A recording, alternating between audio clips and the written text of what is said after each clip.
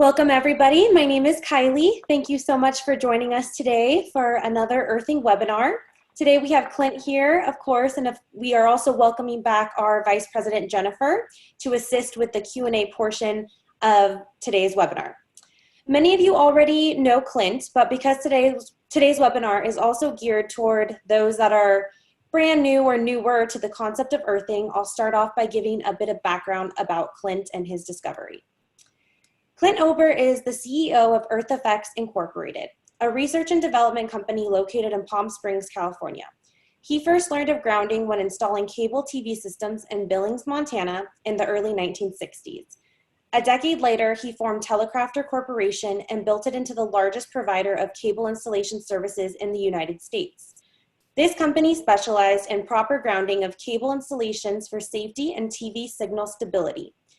In the 1980s, he turned his attention to the developing computer industry and partnered with McGraw-Hill to distribute live digital news services via cable to PCs. This led to the development of the first cable modem and an increased awareness of the need for proper system grounding. Following a health challenge in 1995, he retired and embarked on a personal journey looking for a higher purpose in life. During his travels, he noticed people wearing plastic and rubber-soled shoes that insulate the body from Earth. He wondered if no longer being naturally grounded could affect us. This question led to an experiment that suggested grounding alone reduced chronic pain and improved sleep. Thereafter, he developed a working hypothesis. Earth grounding the human body normalizes functioning of all body systems. Over the past 20 years, he has supported a host of research studies at institutions such as University of Oregon, UCI, UC San Diego, University of Arizona Tucson. These efforts were led by Gaetan Chevalier, a PhD, a visiting scholar in the Department of Family Medicine and Public Health, School of Medicine, UC San Diego. These studies have collectively demonstrated that grounding alone reduces inflammation and promotes normal functioning of all body systems. Now, Jennifer, if you would like to introduce yourself. Hi, everyone. I'm Jennifer Morris. I've been with the company with Earthing for about 14 years. I'm the vice president over here. Just like last time, my team and I are monitoring the chat and Q&A features of the webinar. If you have any questions, please do feel free to submit them directly into the Q&A box. That's where you want to get those questions in there. We'll be able to answer your questions directly through the Q&A box. Our team has all the answers to most of the common questions we get over here at Earthing. And some of your questions I will be asking to Clint directly here in this webinar. So even though there are five of us, we do get a lot of questions and a lot of submissions. So we just ask for your patience and we'll get to as many of your questions as we can. Kylie? Perfect. And before we begin today, we'd like to make an exciting announcement. As a thank you to everyone who is joining us today, we will be offering a discount code at the end of the webinar. This discount code will basically be if you spend $100 or more, you will get $25 off your entire order at earthing.com. At the end of the webinar, we will go ahead and post a slide with the coupon code, so just stay tuned for that. And so our last webinar was dedicated to those that were really brand new to the concept of earthing, and we, like Jennifer said, received a ton of really great questions. So today we kind of hope to pick up where we left off and continue educating about the basics of grounding, get as many of your questions answered as we can. So we're just going to go ahead and dive right into the questions today. All right, Clint, you ready? I'm ready, ready as ever. Okay, I think a good place to start, this question was actually answered in our previous webinar, and we do get it a lot here. People who are new to earthing, you know, they're trying to convince their spouses to sleep on this mat or tell their family and loved ones and friends how important it is to go outside and be connected to the earth. And I think a lot of people have trouble explaining how is the Earth's energy transferred? How exactly does that work? So if you can explain that and kind of give people some tools of how they can then turn around and explain it to their family and friends. Okay, I'll do the best I can. I've been trying to figure out the shortest way to say that for over 20 years. If you don't have a working background on electromagnetism, it's kind of a challenge because the terms, everything's invisible when it comes to electrical. And so, I mean, you can see when a light bulb lights or a TV runs or a computer runs, or if you see a static spark or you feel it, you know there's something going on. But the underlying mechanics of it is sometimes challenging to explain. But the simplest way, I think, is everybody's kind of experienced a static electric shock when they have touched a doorknob or they have walked across the room and touched somebody else and there was a spark between them. So what creates that spark is every object in the world has an electrical surface charge, even if it's a rock. And anytime there's a difference in the electrical potential of the charge on one object versus another, when they come close to each other, then electrons will jump from one to the other until you have the same amount of electrons on each object. That's what happens when you touch a doorknob. You're not necessarily, you're stealing electrons from the doorknob is what you're doing. And because you left some of your electrons on the carpet or somewhere as you were walking across the floor.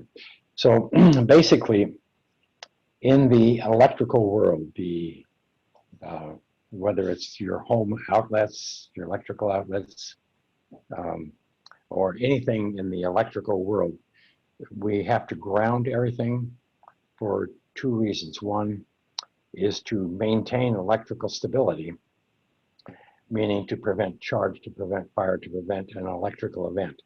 And by, like if you have a computer that has a ground cord on it, when you plug it in, then the chassis of your computer is grounded.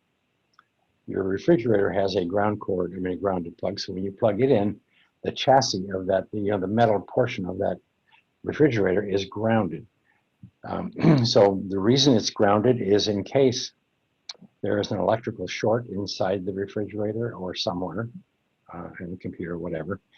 And so if there is a short, then it'll short out to the chassis, blow a fuse, and shut the circuit off so there's no harm to an individual. But grounding is, to prevent charge. But on the other hand, is to maintain electrical stability, meaning you have to have an electrically clean. I'll leave that slide up for a bit. But you have to have an electrically clean environment, no static electricity. So it just keeps everything.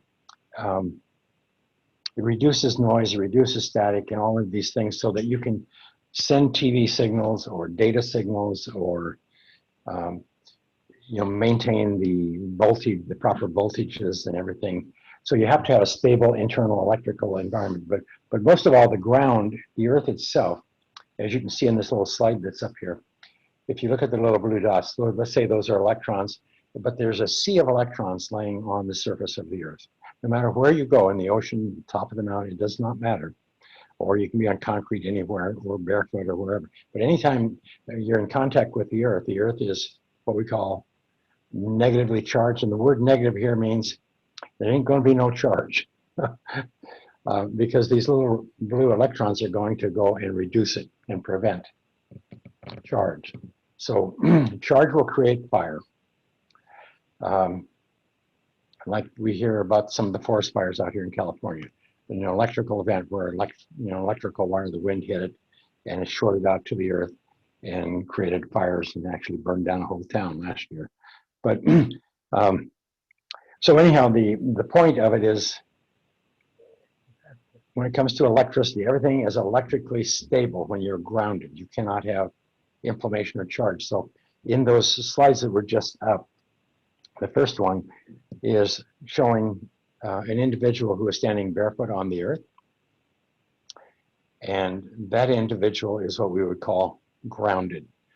That person has the same amount of electrons pro rata per square inch, whatever, as the earth itself. The same would be true of animals, plants, and flowers, and so on. The person on the other side over here that has the blue or the red dots, he is wearing shoes and he has no free electrons or negative charge. So now his body is short of electrons, and there's a difference in the electrical potential between his body and the Earth. And because we get into this later with another question maybe, but because of the mechanics of how the immune system works with oxidative radicals or electrically charged molecules, this person now has fire in his body. And today we recognize that as inflammation or inflammation related challenges. So in order to put the fire out or to reduce the charge in that person's body, if you take his shoes off, have him stand directly on the earth like the other person here, then it'll put the fire out and return his health to normal. So I hope I captured the essence of your question. Sure. Why don't you go ahead and talk about the oxidative radicals and what earthing does to put that fire out? Okay. Once you're grounded, what's the next step? What actually happens in your body once you're grounded? Okay. Well, you have to back up and say, okay, when you lose your ground by wearing shoes or living in a home, with carpets or sleeping in a bed that's insulating, anything that's insulating you from the earth, then what happens is you lose your ground, you lose that reservoir of free electrons on your body. They're gone. Now, your immune system, because we used to always be grounded in nature throughout all history, throughout all known time, all living things were grounded. That means they maintained a natural negative electrical charge, meaning no charge. Okay, so now when we disconnect, what happens is, let's say that you breathe in a pathogen, or you bruise an arm or anything, and you damage a cell or a tissue, or during normal metabolism. So what's happening is I'm going to use a simple, let's say there's going to be a pathogen in your body. And so what the immune system does is it operates with white blood cells, for instance, like macrophages, neutrophils, and so on. So what happens is the immune system recognizes there's something in the environment that's not supposed to be there. So it will swim over, find its way over to this pathogen, and then it'll actually wrap around it, encapsulate it, and then it releases what we call reactive oxygen species. In simpler terms, an acid. It's electrically charged. It's reactive, meaning it can steal an electron and destroy the structure of something, just like pouring acid on something in your sink. It can actually dissolve it, destroy it. So this is exactly how the immune system works. And throughout all history, it was never a problem because people were always grounded. And you always had lots of excess free electrons to absorb any leftover reactive oxygen species that remained after the oxidative burst. But when you are not grounded and you've lost your ground and your body is short of electrons, then when the neutrophil swims over and reduces the white blood cell, if there are any remaining oxidative radicals, they are electrically charged. They'll only last nanoseconds, so they have to be reduced in nature. So they will go and attack an adjacent healthy cell, steal an electron from it.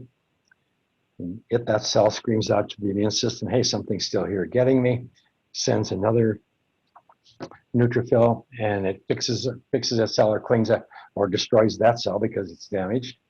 And then the excess radical, then the immune system sends another neutrophil. This is a picture of a neutrophil swimming over and encapsulating a pathogen. And you can see the red would be the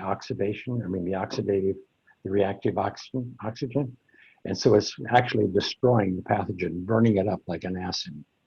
Now, what happens is, normally if you have excess free electrons in your body, any of the remaining radicals that are left over from this oxidative burst, will automatically neutralize and dampen them, just like a short in your refrigerator or anything else. It automatically reduces them, and that's the end of that burst. So, so what happens is when you're grounded, that does not occur.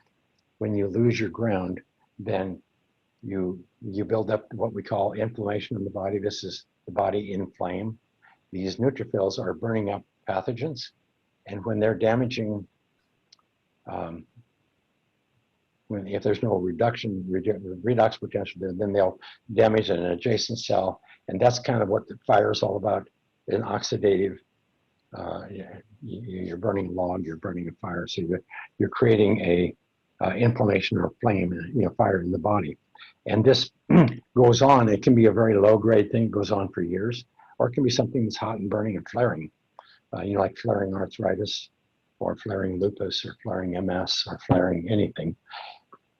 Otherwise, it can just go on as a long, low-grade inflammation. For example, plaque in the arteries and so on. That's an electroplating process. Plaque means plate. And so in order to plate something to an artery, you have to have a shortage of electrons on one molecule, and so it will share and bond with another molecule that has excess electron, or they share an electron, and that's how plaque forms in the arteries and so on. So anyhow, am I on target here? I'm starting to ramble. Yes. Let me ask you, while we're talking about, putting out the fire and stopping the inflammation, we always seem to get two types of people who contact us through customer service. The people who get grounded and immediately feel something, whether it's relief, sometimes people might feel agitated, they don't sleep well. And then we have the people who say, well, I think I feel something, I don't think I feel something, they're not quite sure. Usually we say, okay, you've been sleeping on it a week, go ahead and remove it and sleep on it one night, and we never hear from them again because they put it back on their bed. They realize it was such a slow and gradual thing. So can you speak to how, somebody who's been dealing with a lot of built up inflammation,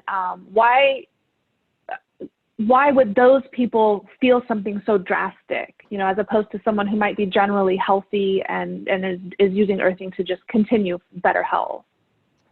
Okay. When a person first gets grounded, the number one thing they have is the most immediate thing that happens. It's like when you release a static spark from your finger to another person or an object. The first thing that happens when you get grounded, you discharge that electrical static, or that electrical, it's like in your body. If you have all these electrons, these radicals, or this oxidative stress going on in your body, to back up for a minute. First of all, the way you know that you have pain, inflammation in your body is you have pain, because you cannot have pain in the human body unless you have inflammation first. Pain is a reduction. Is that oxidative burning of the radicals, cleaning up the damage from them, whether it's an acute injury or chronic. So basically, the first thing that happens is you discharge. So a lot of people, they lay down on the mattress or the sheet first time and say, "Oh my goodness, this is like heaven," because you just feel a big release. And that is really profound for people who are, really experiencing a lot of anxiety, irritability, oftentimes depression, and they don't have the flaring arthritis or the flaring, their health isn't significantly compromised, that they're in chronic pain, but they're just stressed. Their body is under duress because of this inflammation, and they're coping. And so anyhow, a lot of people will say, "Oh my goodness, whenever I get grounded, I feel like little things crawling on me, or I feel energy moving in my body." And you are, in fact, being charged up, equalized. You're equalizing with the Earth. Your body is short of electrons, so when you touch the Earth, Earth is a gigantic battery. The human body is really a capacitor, so it's going to charge up, equalize with the Earth, so you're absorbing electrons. And as you absorb those electrons, you're going to reduce all of the inflammation in the body. You're going to begin reducing the inflammation. It varies depending on person. But as your body equalizes with the Earth, then that feeling or your sensation stops. 15 minutes, 30 minutes, where did it go? It's gone. But now you feel better, your respiration's changing, everything is changing, but you don't often recognize from moment to moment that you're grounded or not. It's like, for instance, people said, well, how come, is there any evidence in the past that people needed, about grounding? People before shoes and before modern world, they didn't need to know about grounding because they were always grounded. It's like breathing oxygen. It's a natural phenomenon. And the immune system depended on it in order to prevent inflammation. It wasn't preventing inflammation. It was just doing its job. It's maintaining that, mopping up after all of the metabolic processes. But anyhow, so people who are, I would say people between their 30s and 50s without a diagnosed autoimmune disease, it's really stress, anxiety, irritability, depression, and that related family of stress. So you're going to feel X. Then after about a week, your energy is going to come up, your complexion is going to change. A lot of things are going to change for you. But your body's going to adapt every day, and you're going to not recognize the changes from day to day. You can't. You don't need to. The body is designed, the nervous system is designed to tell you when you've got a problem, to tell you when you're in pain, you have a problem. Or when something goes, there's an ouch or an owie, you have a problem. That's your nervous system telling you that, hey, you need to get me out of here. You need to fix this. But when all the problems are removed, the pain goes away, then, well, I don't need this grounding. I don't have any pain. Well, get rid of your grounding and see if the pain comes back. That's how it kind of works. Now, people who are over the age of 27, 27 is your peak age. And then after that, entropy sets in. And as time goes on, the older you get, the more chronic degenerative health disorders begin to show up based on your lifestyle. And it's like when you're 76, when I was young, I had lots of pain, lots of issues because of, I was skied for 30 years. I did every dumb thing you can think of when I was growing up, and spent a lot of time, just being a man or being a boy. But anyhow, so you build up all of these things, and no pain, no gain, that concept. And about 50, you're hurting everywhere. And I was, and that's fortunately, I learned about grounding sometime after that. But even today now, there was a period of a lot of years that I just, wow, this is the greatest thing on the planet. But then now, as I grow older, if I don't stay grounded, don't take care of myself, the inflammation will start to creep in. Because just the way we live, our lifestyle, our environment. So, but I found that people who have serious chronic health disorders, flaring lupus, flaring arthritis, flaring any health disorder, any chronic itis that is debilitating or compromising your existence, then you have to get grounded and stay grounded. And let me give an example. I don't want to use up time here, but give you an example. I remember one lady I was working with one time, she had severe lupus. And ground her at night, and she had really good results. But by 10 o'clock in the morning, then everything began to, the symptoms began to manifest again. And then so we decided, okay, well, let's figure out other ways to ground you during the day. So we started grounding her so that we were grounding, 8 hours at night and then 4 hours during the day in various ways. And then she had a significant result. But still, by 4 o'clock in the afternoon, she was back in trouble. So we ended up grounding her on the average 16 hours a day. Then she has significant recovery. And it took her about 6 to 8 weeks to get to where she could get a portion of her life back. And within, I would say, 4 months, she was able to drive and go see her mother, which she hadn't done in 2 years. But those kind of things. But still to this day, if she does not get grounded, then after a few weeks or months of ungrounding, then because I don't know why exactly, but she'll get a flare once in a while. Okay, so I found that to be pretty common. So, but you go back in nature, we were grounded 24/7 throughout all time until modern world. All of the animals who live in nature that sleep on the earth, walk on the dirt with their bare feet, they do not have inflammation related health disorders. They do not exist. There's no cardiovascular disease, no lupus, no MS, none of these things. But animals who live indoors with their owners, they all manifest cardiovascular disease, MS, lupus, and 50% death rate of cancer. Okay, so anyhow, the body is designed as it is. It was designed to be grounded. We were designed, our bodies are protected when we're grounded. When we lose our ground, we're just like a refrigerator, a computer, or anything else. It can cause problems and fire. But anyhow, so I guess to answer your question very simply, if your health is pretty good and you're eating good and you're doing certain things, and grounding is really good at dissipating your stress, your anxiety, your irritability, and now you got to be careful what's feeding those things, because a lot of that is your mind and your lifestyle. But you have to control that. But the grounding will help keep the fire. It wouldn't help you recover every night so you can go do that again the next day.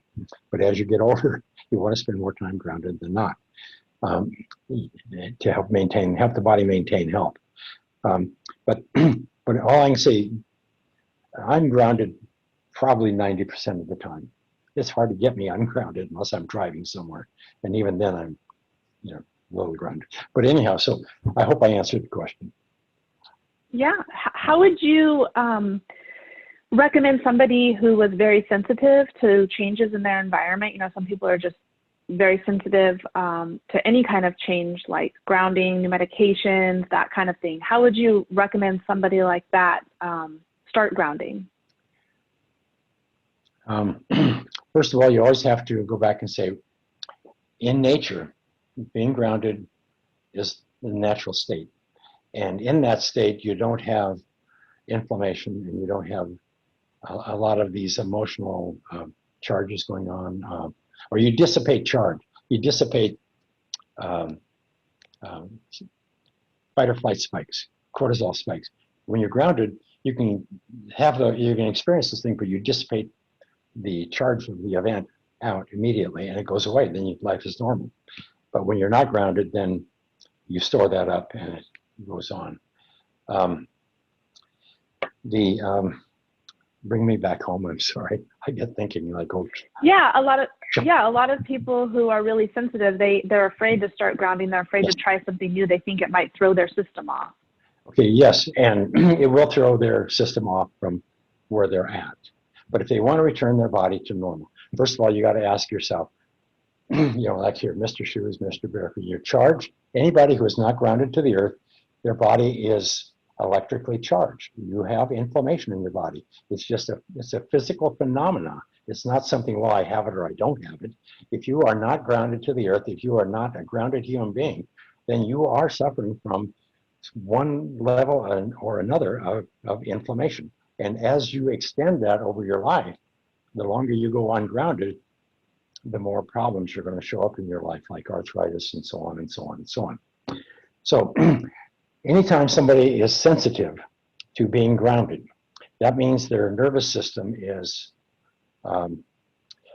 first of all, you have a sympathetic nervous system, which recognizes noise. When anything goes on in your environment, it's going to cause your sympathetic nervous system to spike. That's like in the fight or flight. When you're outdoors in the woods and the bear comes up, then it's your cortisol, your sympathetic nervous system that first recognizes this via sound, sight, smell, whatever. And then your cortisol skyrockets. And that's all good. And then there's going to be a chase. You're either going to run or you're going to fight. And if you get eaten, that's a different thing. But let's say, let's say you survive the fight or flight event.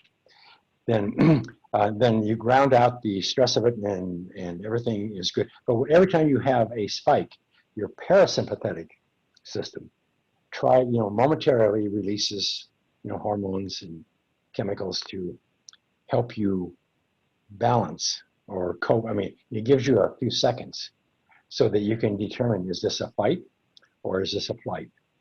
What do I do? So I can collect my thoughts. And then you make the decision and you execute, and the adrenaline, you run. And that's normal. So when you live ungrounded for an extended period and you don't discharge, I'm not sure how to say this exactly, but let's say that people who are electrically sensitive, or they're sensitive to touch, smell, sound, wind, hot, cold, doesn't matter. If they're sensitive, they can walk down a store, they're sensitive to everything, smells, people, everything. Okay, that's their sympathetic nervous system responding, saying, hey, this person's there, this is there, whatever.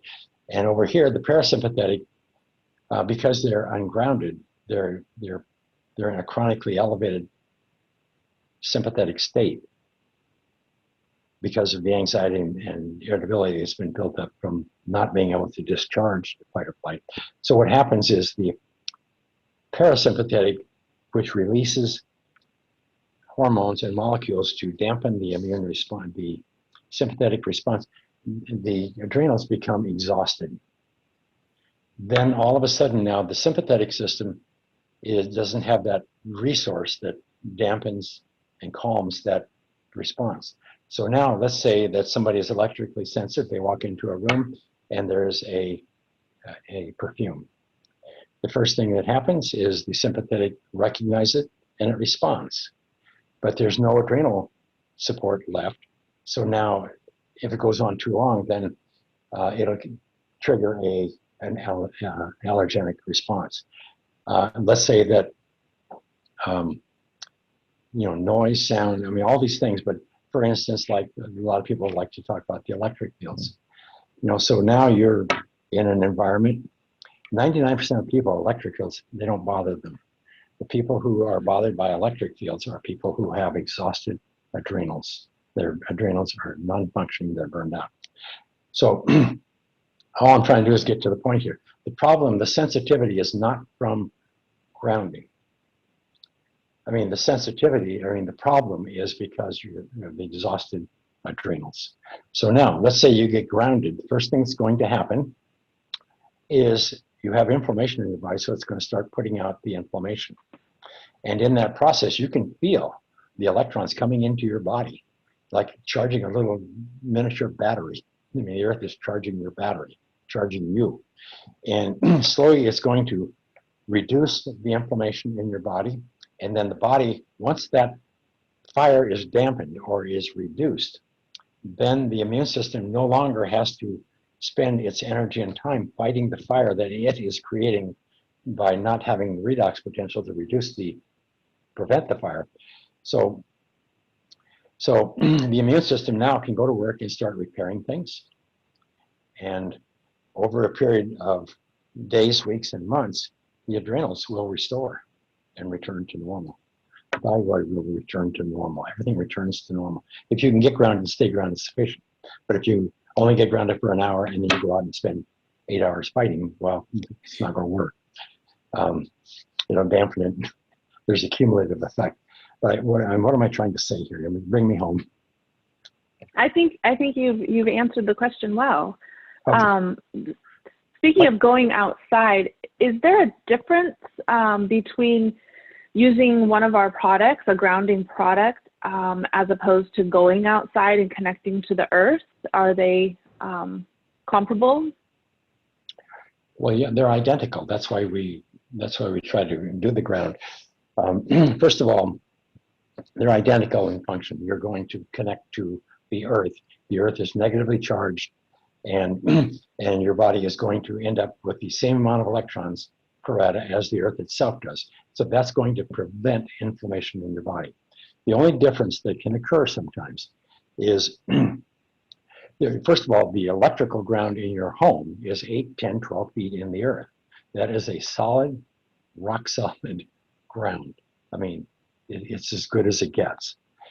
Now, when you use the temporary ground rods in the homes that don't have ground, or the people that just want to be grounded that way, then you can only put it in the ground 11 inches. And that's because you have to call the city or whoever to come out and do a locate, to locate cable, telephone, power, gas lines, anything that might be in the area where you want to put something in the earth. So 11, I mean, you can go down to 11 inches without having to call. That's why we use an 11-inch ground rod. If you want to put in an 8-foot ground rod or a 4-foot from a radio type ground rod, then you have to call the city before you can do it. But anyhow, the point is the earth ground rod is better for being solidly grounded. The other ground rod is, the short ground rod is fine because as long as the earth is moist and live plants can grow there. If they, I mean, there's live energy and so on and so on. So the earth is, so, but what happens in some cases, the ground rod, the air, the soil around a short ground rod may dry out. It will lose some of its conductivity. That doesn't mean it's not working. You're still going to ground your body. It just makes it a few seconds longer to get grounded than it does through the other ground. So the only issue there is with grounds is in our environments, we have noise. And noise is not an easy term to explain, but if you've ever seen a TV set disconnected from cable or an antenna, or on an antenna, and some of the channels don't have a channel, you turn and there's snow. And you'll see different levels of snow or noise, and, or flex or whatever in the TV screen. That's noise, or what we refer to as noise. In fact, when they first started working with microwave and stuff, and we were building these big antennas, and they were working with solar energy and stuff, and they had no idea. But the universe itself is, that noise you're seeing on your TV is noise from the universe. That is noise from all these frequencies, from pulsars and quasars and everything going on in the universe. So our entire planet is inundated with noise. And if you had a scope, you can see it. It'll be higher or lower depending on whatever the frequency might be. So on top of that, in our modern environments, we have noise from AM radio, FM radio, TV, ham radio, police radio, all of the public radio frequencies. You have all of the TV signals, UHF, VHF, and so on and so on. You have microwave. I mean, on aircraft. There's just noise. I mean, extreme amounts of noise in our environment. You can hear it on your radio when you go from channel to channel to channel. But this noise is prevalent in our environment 24/7. You cannot do anything about it. It's there. The issues that show up sometimes in when you're on the ground, on an electrical ground, is in your home. There may be some noise. It could be, a noise from, somebody's air conditioner vibrating 3 doors down. I mean, this noise, it's like when a railroad track runs down, on the train runs down the track on the earth. It's going to create noise. You can hear it, you can feel it. When a car goes by, you could, if you're out like where I was in Montana, you can hear, sometimes you can feel it. You can hear the sound in the earth of a horse, 3 miles away. So anyhow, there's a sub level of environmental noise that we live with chronically. So the issue is, an example of this, to help explain this. Many people probably haven't stayed at the Palmer House in Chicago, but first time I ever went there, here's a kid from Montana, and here I'm going to a cable television convention, and they put me on the 3rd floor of this hotel. And when you look out the window of this hotel, here's this railroad track, and it's what they call the L train. There's a pillar goes up and out here, and the train runs on that, so it's called an L. But this thing goes by every 15 minutes. And it's like, there's a train going by your window within 6 feet of where your bed is. And the first night, there's no way on this earth you're going to sleep. So you go to the bar and have a few drinks and get through it. The next day, you're at a convention, you get tired and whatever, so you eventually end up sleeping for a couple hours the next night. Then by the third, fourth, or fifth night, or the night before the convention's over and you're ready to go home, you don't hear it. It's gone. It's not there. You do not hear it. And it's like when I lived in Colorado. I lived in Evergreen, up in a mountain town, and very quiet town. But they started building homes over near the freeway. And I said to myself, who is going to live in one of those homes? All the freeway noise and everything. And I said, well, it's the Californians. Noise doesn't bother them because they're used to noise. So all I'm trying to say here is your body adapts and adapts and adapts to noise. It's like the immune system and the body says, okay, you hear this noise, and first of all, you get a fight or flight spike. Then as time goes on, if there's no threat, there's no harm, the more this happens, then the body says, oh, that's okay, don't worry about that one, because that's not going to harm us. It's like a magnet. You can put a magnet on a body. The first time, it's going to provoke an immune response and bring white blood cells and everything else to the area, and it's going to produce a result. But after you do it 2 or 3 times, the immune system says, well, it's not really doing any damage, so we won't respond to it anymore. There's no need to respond. And so that's kind of how the body works. So, I lose myself sometimes. I get off on these stories. But help me and make sure I answered the question. Yeah, that makes sense. So anyhow, the noise, so it's back to the ground rod and the noise. Okay, so there's going to be noise on anything and everything, just standing barefoot on the earth, the noise of the earth, it's there, it's everywhere, it's pervasive. So to sort out and say, oh my goodness, FM, or this is killing me, or whatever, that is nonsense. So, but if you feel better on a direct ground, use your direct ground. But don't go out and tell people that live on a 3rd floor or a 4th floor or a high rise or everything else. Don't tell them that they can't get grounded because they can't get it grounded. That's all nonsense. That's a personal preference. That's that's a subjective thing, depending on their environment. Okay. We have somebody watching right now, the webinar, who submitted a question. And he said he recently moved into a very old house and he tested all of his outlets and none of the outlets are grounded correctly. So he uses a ground rod. He purchased, a ground rod and uses a direct ground rod. But what would happen if he did use his outlets? He's just curious. There is no ground. There's nothing. In a lot of homes built before 1960 or in the late middle 60s, ground wasn't required by code, except in Santa Monica and Chicago and a few cities where they had fires. There was no ground in the homes. In late 60s, early 70s, refrigerators and such, they had to start grounding them. So any of those homes before then, there is no ground. Now, some people went back and rewired the homes, but that's challenging because you got to break the wallboard down and do that. But a lot of people, when they remodel homes, what they will do is they'll ground the ones in the bathroom and the kitchen, or they'll put in ground faults.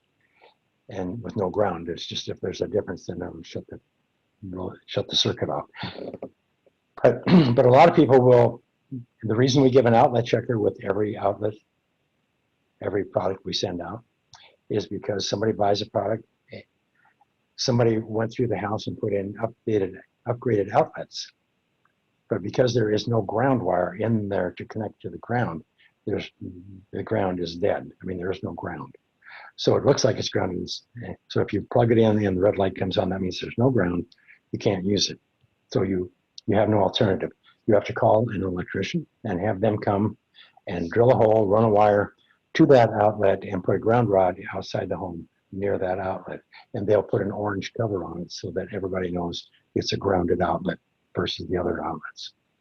Otherwise, you have to put in a ground rod like the little short ones that we use You can order from electronic supply houses a 4-foot radio ground rod, a communications ground rod. They're only 4 foot, they're easy to put in. And that's what I would do if I lived in a home and I didn't have any ground. Okay. You know, as I said, I've been with the company for about 14 years, and it's funny how some of the questions have changed. Back when I started 14 years ago, I never got a question about food, but everybody is very aware now of the food they're eating and what we're putting in our bodies. So a lot of questions we get are, how important is diet with grounding? And on that note, are there any foods that can increase your uptake of the electrons from the earth? So some people wonder if like lemons or potatoes or anything of that nature could potentially increase your, I guess, grounding capabilities. Well, that's kind of a big area. First of all, I strongly recommend that people drink spring water because it has minerals, and minerals are electrical conductors. So a lot of people drink the reverse osmosis, you know, the water that's been cleaned and so on. But it's very important that you drink, because that's nature water, natural water, you know, that hasn't been contaminated. That's kind of hard in the world we live in today because of the contaminations and everything else. But good, clean mineral water is number one. Eating food as close to fresh or raw as possible is going to have the energy, you know. When we eat food, we eat it because we want to create energy. We get energy from creating electrons, or, you know, as the body metabolizes food, you know, it sorts the electrons and the protons and putting them back together. That's what creates energy. So if you're eating dead food, or fed that is too processed, or fed food that is where you destroy it completely, the nutrition, then that's a challenge and a problem for the body. The reason a lot of people eat too much is because the food they have doesn't have enough nutrition in it, or enough electrons. So you got to eat where your body's craving what it needs. It wants more energy. And so it's, well, if I eat more food, I'll get more. Or if you just go out and eat a carrot that you pulled out of the dirt and wiped it off and ate it, I mean, you're getting, you know, 10,000 times more energy, electrons, live electrons from that than you are otherwise. So anyhow, I can't get into the food too much, other than what I follow myself is, if I eat good, I feel good. The more live things I eat, the better I feel. I know I have to have mineral water. I can't drink other water because if my body tells me don't do it. But your body is very sensitive and knows everything. It's like when you look at that little neutrophil that goes in there and it swims over and grabs that pathogen and destroys it. And who's telling it to do that? What's going on here? I mean, there's billions of those going in your body right now doing that same thing all day long. And then you have, you know, all of the different things that are, you know, all of the cellular functions that are going on in the body. Every little cell is a factory, and it's doing its own thing. It knows to be who it is, and it knows to do what it does, and it knows what everything else in the body is doing, because they're all synergistically, you know, that's who we are. All of these billions and billions of cells, and they all know what they're doing, and they create us, and we think that, you know, we create them or something. I don't know. But all knowledge, I honestly believe, all knowledge resides within. And I can take you through the computer industry, the communications industry, everything that goes on in our world that we do, that we create, is mimicking a natural phenomena in the body, in the brain, in the cells. And it shows up as X. And we think we're smart, but we're just transforming what's already in us. But anyhow, all knowledge is inside of us. So, you know, your body knows what you're doing, and it knows what you should be eating. It knows what you should not be eating. You'll just stop and listen. uh, your body tells you everything. It tells you when you need to get grounded. It tells you. It does.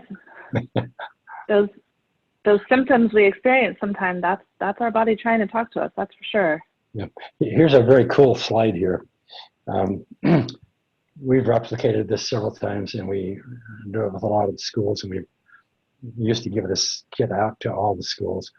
But what we did is cut sunflowers. One loss is grounded to the earth, one is not. This is done at the University of Arizona.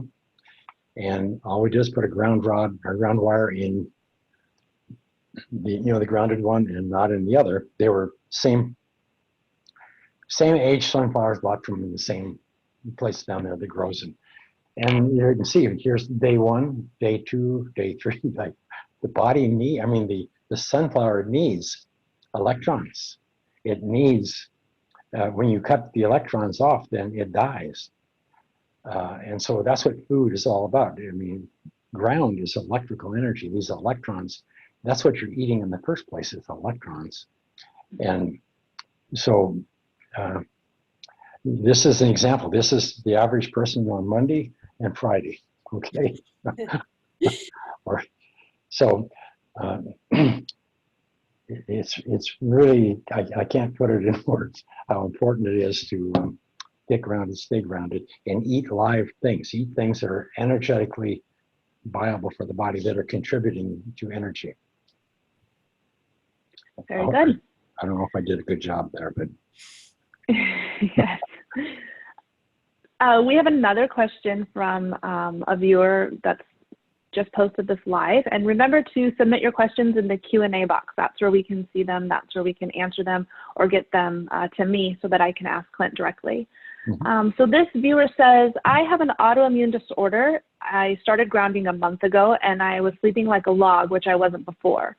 A month later, I can't sleep properly anymore. What could be the problem? Okay. I don't know if this applies to this person because I don't know, and you have to be careful of generalizing, especially with autoimmune disease. But I'll tell a short story. One of the first ladies I ever grounded that had MS.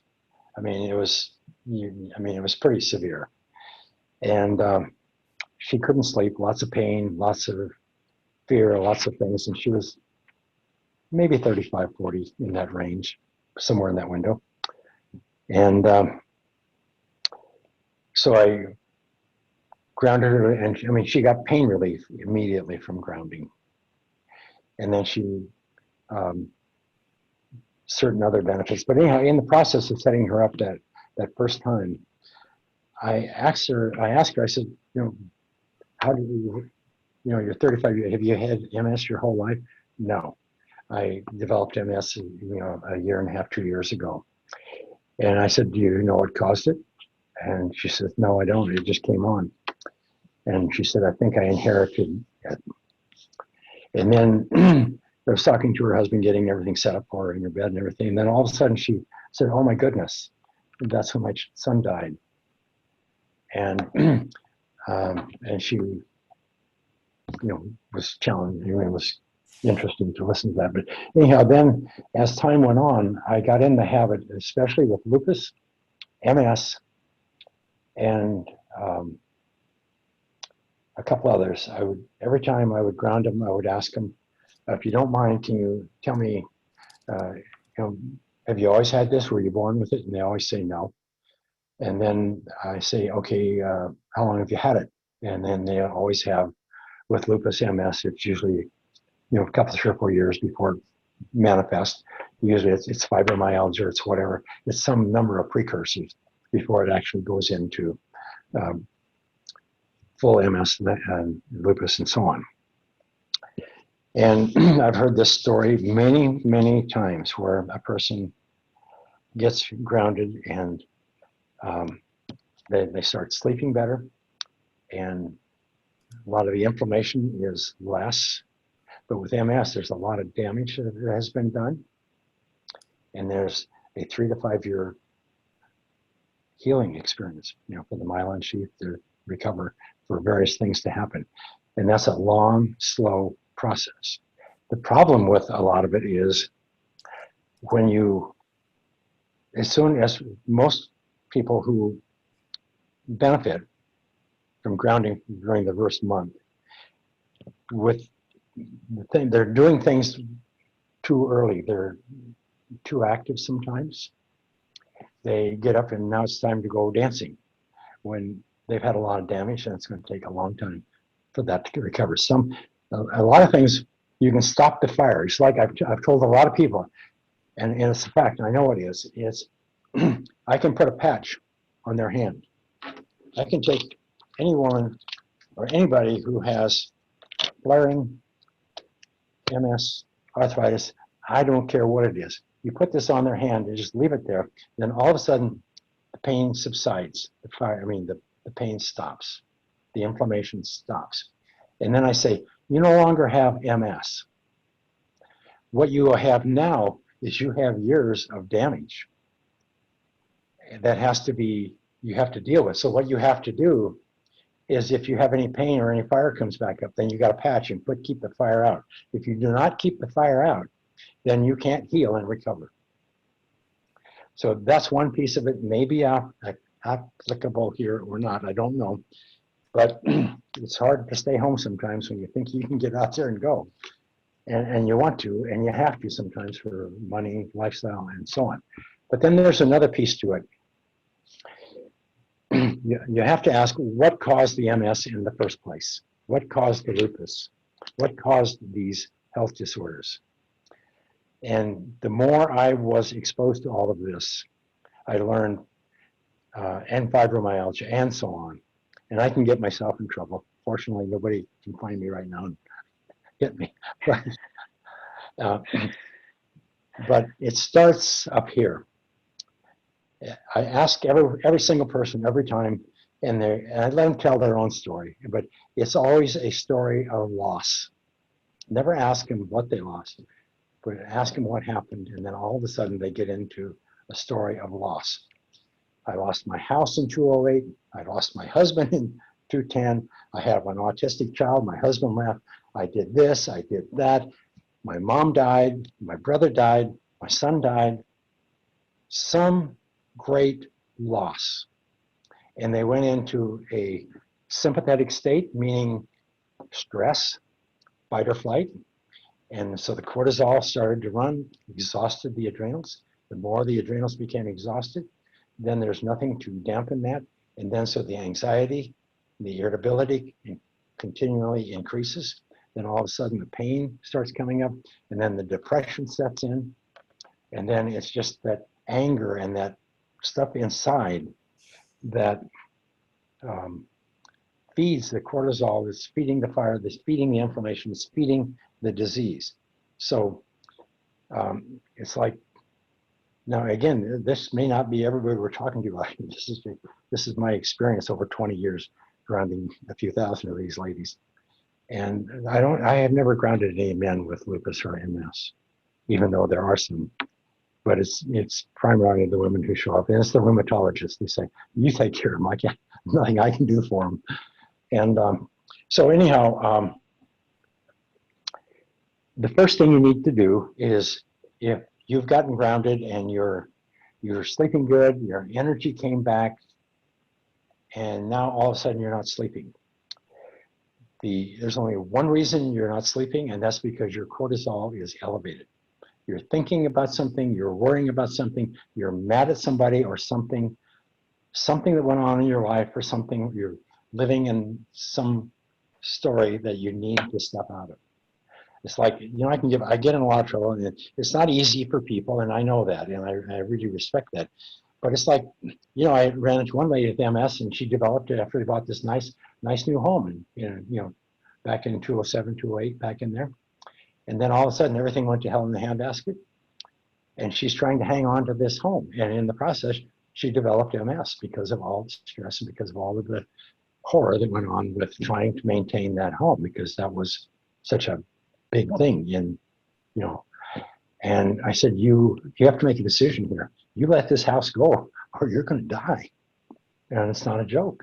You God, you have to, if you are in pain, if you have health disorder, if something's going on in your body where you don't have health. The health is your most natural state. If you are not healthy, then something you are doing, something in your environment, something you're thinking is stressing your body sufficient. I mean, stressing your immune system sufficient that it can't maintain health.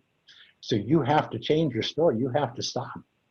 You have to start reducing things in your life, whether it's, I don't know what it is. I mean, it can be, everybody has their own thing, but you have to change things every day until the day comes that you wake up in the morning with a smile on your face and you have no pain in your body. Because this is being created by your environment, by your lifestyle, by, whatever you need to. So grounding will help keep the fire out. It will calm the sympathetic nervous system so that you can walk out of this, but don't try to stay for the fire. Don't try to stay in the fire. Recognize what the fire is and find a way out of it. And grounding will help you get out of it, and it will help calm your nervous system. It's like I tell a lot of people, I said, you can't be angry. Now you can be angry as you want in the house. All you gotta do is go outdoors, stand on the earth, or sit on the earth for 15 minutes, and it all dissipates, it all goes away. But if you stay in that house, it never goes away. It just builds and builds and builds. I hope I did good there. Yes. I hope there's a benefit for this lady. If not, I think there's probably, if not, I think there's a lot of people that can relate to what you said and can get a lot out of what you said, for sure. Okay. But she can call me up and beat me up if she wants. What about grounding and pregnancy? We get this question all the time. Is it safe to be grounded while pregnant? And I guess babies as well, Yeah, I love it. We have lots of grounded babies. Yeah, and I have to tell you this one story. Nick Warren, who was involved with us in the early days, helping try to figure out some ground planes and stuff. They got pregnant, and during her whole pregnancy, they were grounded. And she didn't have any pain or anything, and we kind of expected that, which, especially during the last couple, 3 months, there's going to be a lot of pain issues and a lot of stress. So anyhow, that was all good, and she had a good delivery, and everything was fine. But when the baby was like, a few weeks old, they were trying to keep it in the crib. You put it in the crib, it would start screaming. Put it in the bed with them, and it would instantly stop. Well, the bed was grounded. The mom was grounded. And so I've heard this story many, many times, but in that particular story, I was living in Ventura, and he was living in West Covina, California. And he pleaded with me. He said, I'll meet you halfway. I'll do anything. We'll get some scraps, anything. We have to ground the baby's thing. And I've never promoted grounding cribs because you have to be very careful with wires. They have to be taped down. You have to be whatever. But so anyhow, back to the, I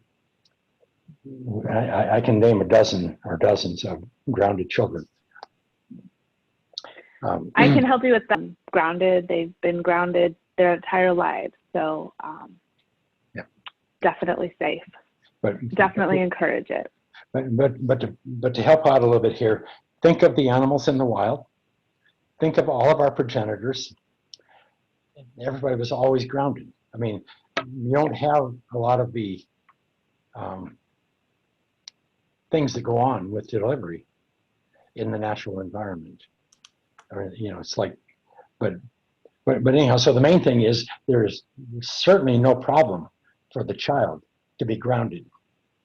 Oh, here's a nice picture. Back to delivery, because there is the muscles are there's you're not tense and uptight, but you have more range of motion when you're grounded because you got more electrons in your body.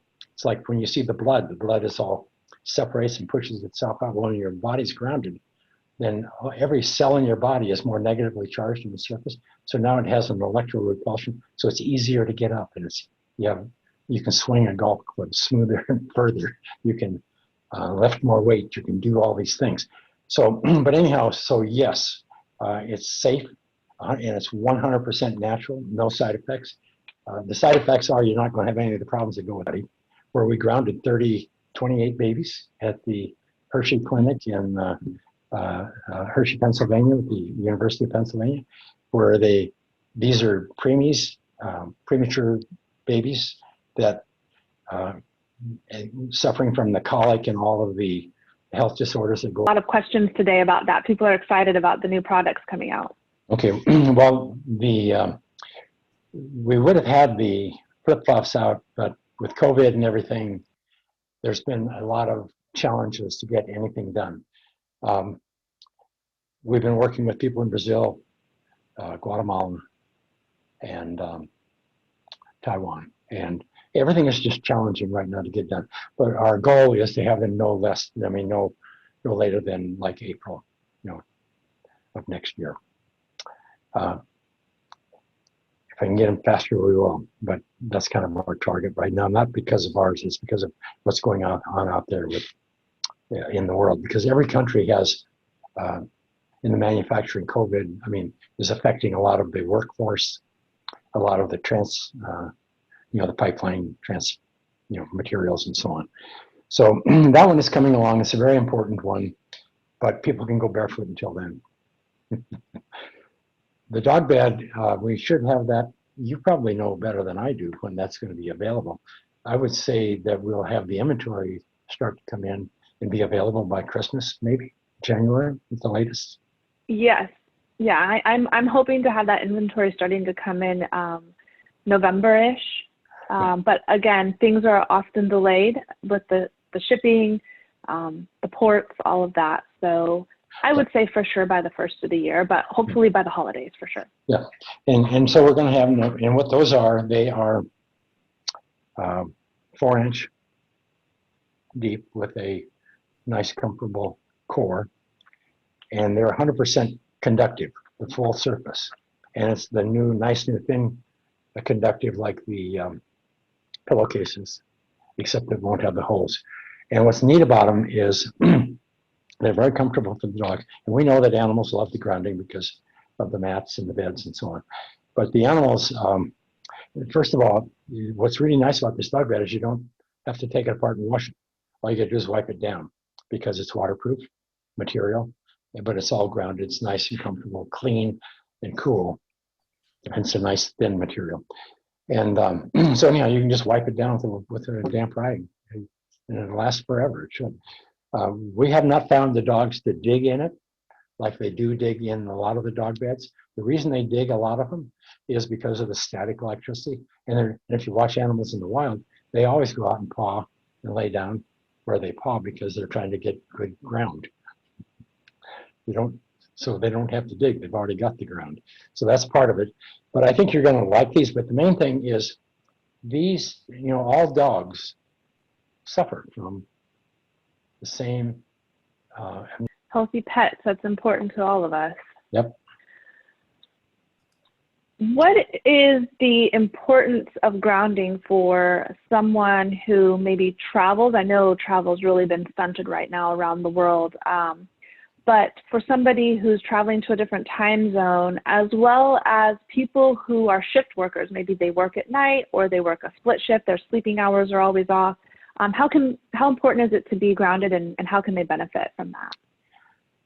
Well, what we learned in the first study we did down in San Diego with the cortisol, and I have to give the backstory a little bit so it makes sense, but we were measuring cortisol the subjects, we were measuring cortisol every 4 hours for 24 hours before grounding, so we could get a profile of the daily cycle of cortisol.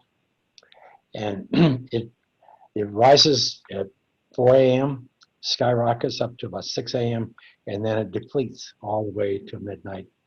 Then it's the lowest level, and then at 4 a.m. it kicks up again. So it's a cycle.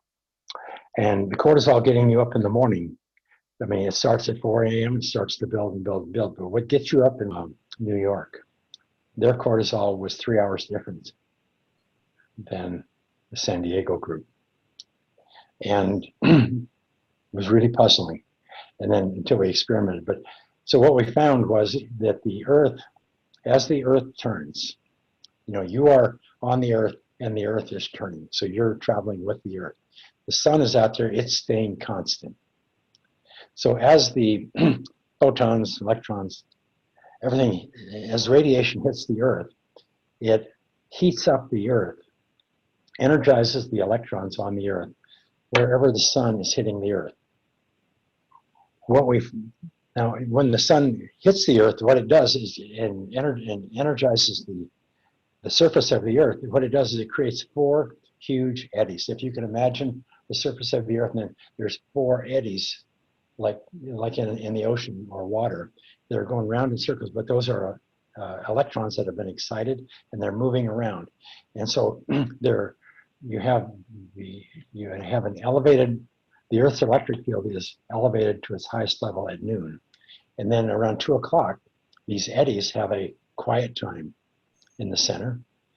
And then, so you drift down around 2 o'clock, then there's a quiet time, things are calmed down. It's kind of like the siesta time for a lot of cultures.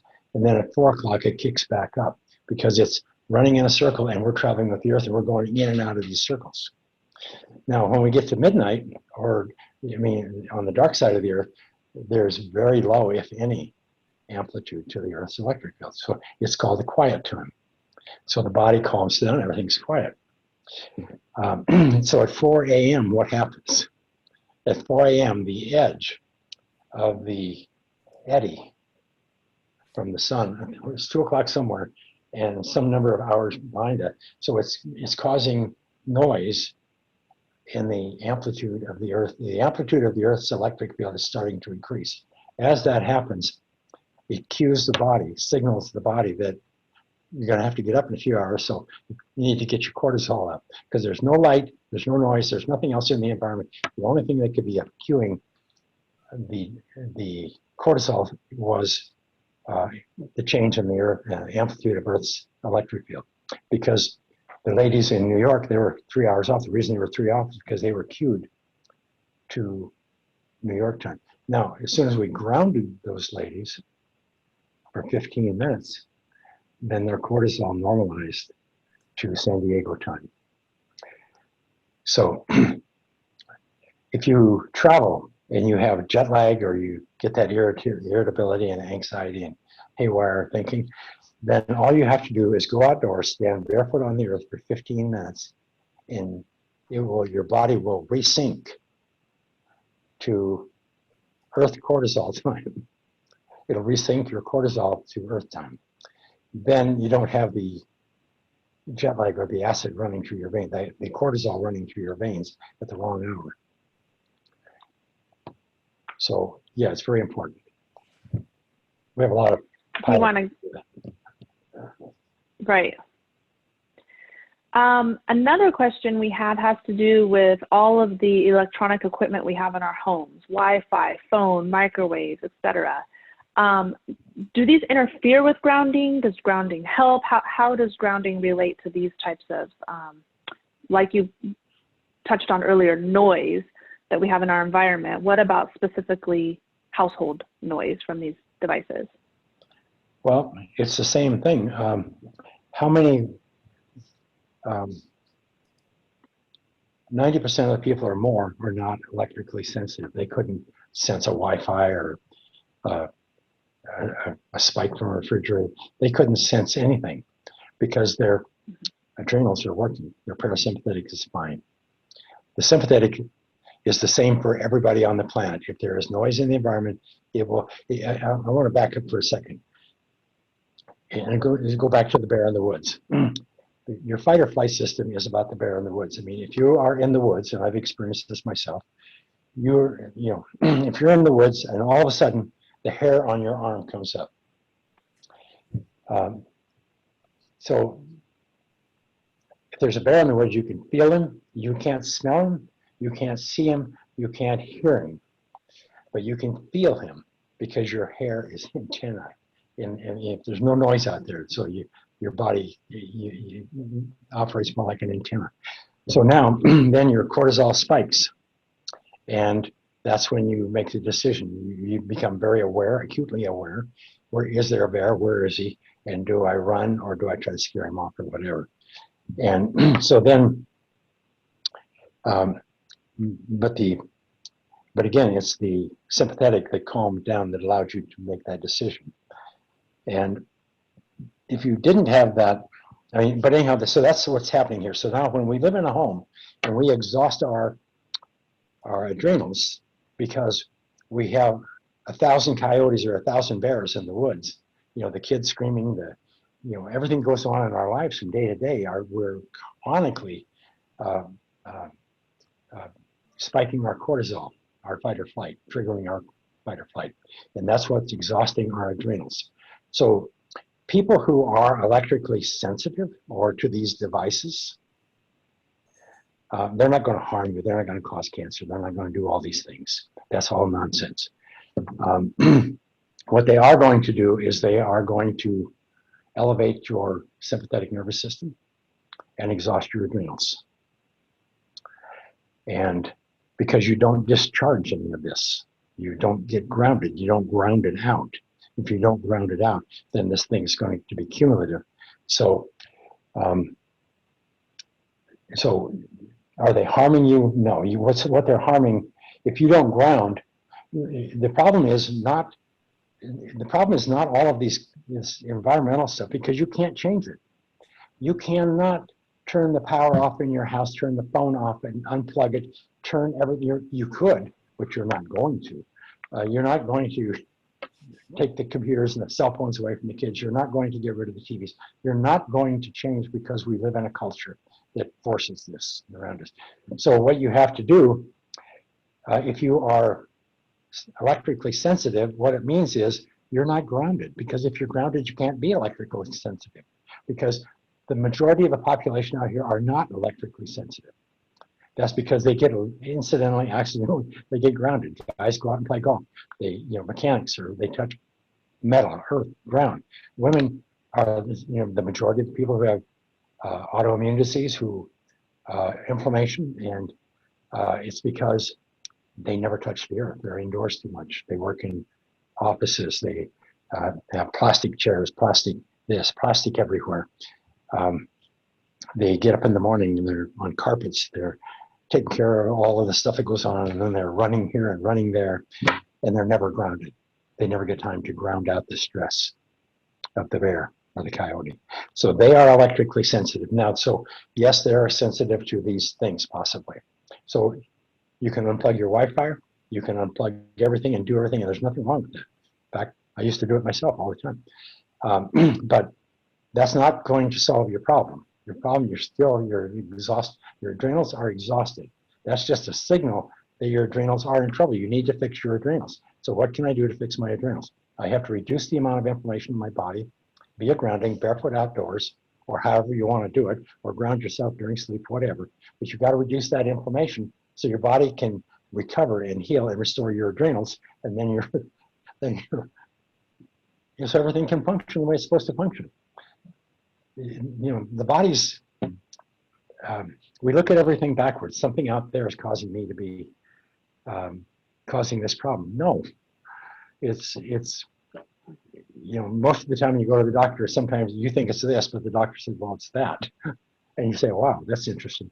But we have changed our environment, we have lost our ground, and because of that, we have inflammation. Inflammation and exhausted adrenals is an inflammation-related health disorder. Okay. What about, speaking of health and grounding, what about using grounding to recover from cancer treatment, such as radiation and chemotherapy? Can you use grounding while you're on those types of treatments? Yeah, the thing that I have learned over the years, first of all, cancer by and large doesn't exist in nature. Cancer is an inflammation-related health disorder. All you got to do is go to Google, type in cancer and inflammation, and you'll find the thousands of studies. So first of all, you had to have inflammation in order to get cancer. So the first thing you want to do, the number one protocol for cancer is, in the current literature, is reduce inflammation. Change anything that's causing inflammation in your body. Well, most people don't know about grounding yet. It's still in its infancy. But I have worked with many people who have had cancer, thyroid cancer, this cancer, that cancer, whatever, and they get radiation chemo. And the thing that I always tell them, do when you get radiation or chemo, whatever, you're killing off weak cells in your body, and cancer cells are weak cells compared to normal cells. And so in that process of killing them off, you're killing off a lot of normal cells also. So you have a lot of inflammation in your body that's being created by the chemo. So, but the chemo process is separate. So you do the chemo, you do whatever you're doing, and in many cases you have no option. It's best to. But what you need to worry about, or what you need to try to understand, is you need to reduce the inflammation so that the body can recover as quickly as possible. So grounding after chemo or after radiation is highly beneficial. I've seen it with my own eyes. We don't do any studies on it. There's no point in us doing studies on it. That's the doctor's purview, and that's not our field. But we do know that cancer is an inflammation-related health disorder. We know that you can't have inflammation if you get grounded and stay grounded.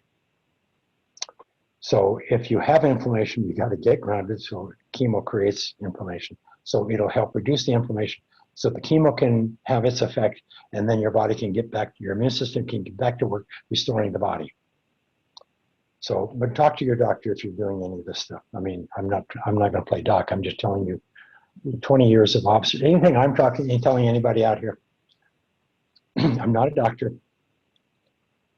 but I've probably read more studies than any doctor you'll ever meet and done more research of current literature. And I've probably had more hands-on around of people with inflammation with health disorder than any doctor I've ever met. And so anyhow, but what I have is 20 years of observations, hands-on observations. And what I observe, if I don't understand it, I go try to figure it out. And I talk to the researchers, the scientists, the doctors, whoever.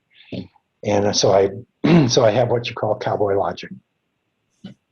If there's the pasture's on fire, you don't have to call in a scientist and all these kind of, the pasture's on fire, let's get the damn fire put out.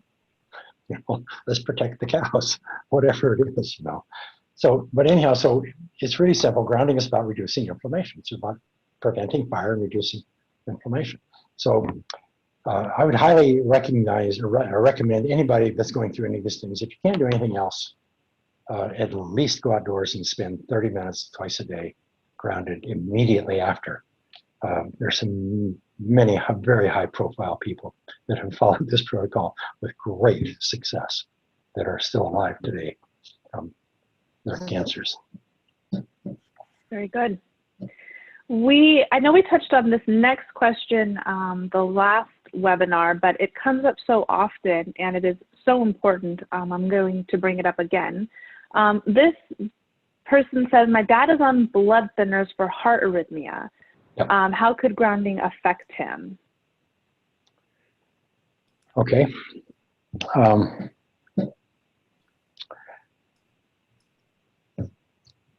He has to experiment, I think. First of all, if he has, chronic arrhythmia, then, it's pacemakers, it's all that family of things. But what's causing the arrhythmia is thick blood, or there's some cardiovascular issues that have to do with, for instance, here's if you're ungrounded, wearing shoes, living a normal life, this is what your blood can look like on my left. And when we ground somebody for 30, 40 minutes, what we found is that the red blood cells have an electrical surface charge, just like the earth itself. So when we ground the human body, the body equalizes with the earth, and then the red blood cells and all other cells, but in this case, red blood cells, their electrical surface charge equalizes with the earth. Now, because they're round and because now they have more electrons, here you have a short, on the left, you have a shortage of electrons, so they're sharing electrons, and that's called a rouleau formation, but the blood is thick and sticky because there's not enough electrons for the red blood cells to repel each other. So they're sharing electrons so they can all stay alive. So on the right, the same red blood cells, 30 minutes later, they equalize with the earth. Now they're charged up to earth potential, like the body is charged up to earth potential. Now they have their max amount of electrons on their surface. And because they're round and because they're negative, meaning they have an abundance, so they repel each other. They push each other apart. You can't have thick blood when you live in nature grounded. You can only have thick blood by walking on carpets, living, having shoes, living in a modern environment. So this is the underlying problem. Didn't have didn't have these issues his whole life. These issues developed over a period of time from a cardio situation. So the blood thinner is doing what happens in nature. Your blood is thick and it can't get into the capillaries, it can't oxygenate the tissue, and you can get blood clots and so on in the arteries and so on, and cause the heart to misfire and do things. So on the blood thinner, now they're trying to normalize blood by doing exactly what we're doing here. And so that helps prevent AFib. And so if he gets grounded, what's going to happen, there's a real issue here. And this everybody needs to think this out. But the first thing you do when they give you blood thinners is they recommend you don't eat healthy green foods like spinach and lettuce and greens. Meaning that if you were eating these things, you probably wouldn't have the problem. So you're not eating these things. The problem is, so we're going to do it artificially now. So if you start eating spinach and all these things and you start eating too much, then your blood's going to get too thin. Then you're going to have potential bleeding and various other issues. So you have to make a decision. If somebody's going to get grounded, and it's not a problem if you're on blood thinners, because you have to go in and they're going to measure your INR routinely. And if your blood gets too thin, they're going to reduce it. But you can't just make a decision that, okay, I'm going to sleep 4 hours a day, grounded or whatever, and I'm not going to be grounded the rest of the time. So you're going to have normal blood 4 hours a day and thick and sticky blood. So you have to stay with your blood thinners. So you have to make some lifestyle changes. You can no longer eat spinach and those kind of good things. Those are off the diet because, so you have, this is a lifestyle question. This is not just a grounding. So if you're going to integrate grounding into the environment, which would be helpful, and if you do it enough, but you have to do it enough that it's going to be effective. You need to sleep grounded probably. If you're watching, if this is an elderly person, it spends time sitting or reading or working at home, then maybe ground some of that. Maybe do some barefoot in the backyard as much as possible. Do some walking for sure. Walking barefoot would be wonderful for this person. But you have to be aware of all of these issues that I'm talking about, and you have to integrate, make decisions. You're talking about lifestyle changes here. If you're going to, grounding is not the fix alone, because unless you're going to ground 24/7, like the cows and the coyote and all the animals that live in the wild, they don't have cardiovascular disease. So you have to make some lifestyle changes here. Exercise is one of them. Eating good, healthy, clean food is one of them. Spending time grounded is one of them. You have to make that. You have to make the choice, because the reason we have blood thinners and all these things, so we can keep eating and doing everything exactly like we're doing, so we don't have to make any lifestyle changes. These are really palliative care, so you can continue the life you have and eat the way you eat and do what you do without changing your life, and this will help you until you die. But if you want to change your life and get your health back and restore your health, then you have to remove from your health or your body, your lifestyle, your environment, what's interfering with your immune system. This is an inflammation-related health disorder we're talking about. So it's all the same story. There's only one disease out there. It's called inflammation. It manifests differently in different people based on their genetics and their lifestyle and their environment. But there's only one disease. Heart disease will manifest differently because of what you eat and what you do, whatever. Other people, and so on. But there's only one problem with health. And you can see it in the animal world. In nature, you have health. You see it, the birds, the bees, everything, unless we screw it up. But health is your natural state. Unless you screw up your immune system and start your body on fire with inflammation, then it's going to start oxidizing tissue in the body. The immune system has to go to work trying to repair that, fight that. Then it can't take care of the other issues. And then all of a sudden, cardiovascular disease manifests, lupus manifests, whatever. There's 85, I think 80 are listed autoimmune diseases at the NIH. And, but they're really all one disease. You can't have those diseases if you don't have inflammation. Sure. So cowboy logic, stop the inflammation. One question we are getting is doctors that are hesitant to recommend grounding, or if a patient goes to their doctor and says, can I get grounded? And the doctor doesn't understand it. Is there any place that you can recommend that patients can point their doctor to actually, there are actual, real, peer-reviewed studies on the effects of grounding the human body and how it affects our health. Yeah. How can we get that message out? Well, we have the Earthing Institute. That's what the Earthing Institute is about, was collecting a body of evidence to support the effects, the observed effects and the physical effects of grounding. And we started that 20 years ago, and we are still working on it today. We are still working on new studies, trying to get new studies done. The problem that many doctors have is you come into an office. A lot of doctors know they don't have to use the computer so much, but a lot of doctors, you walk in and you give them a list of your symptoms and they punch it in the computer. And then here are the treatments, the meds, the recommendations, and so on. And they give you a list of this is what you need to do. You need to take this drug, you need to do this. And they oftentimes tell you should eat right. Very, very seldom will they, doctors can only deal with what you bring them.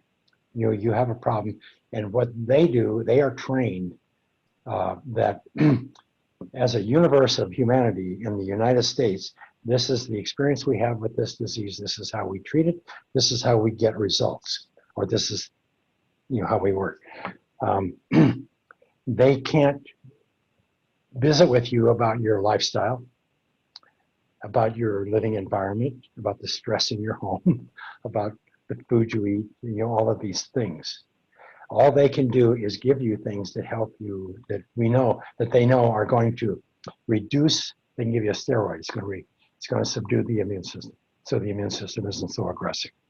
They can do various other things that will suppress or enhance a normal function in the body.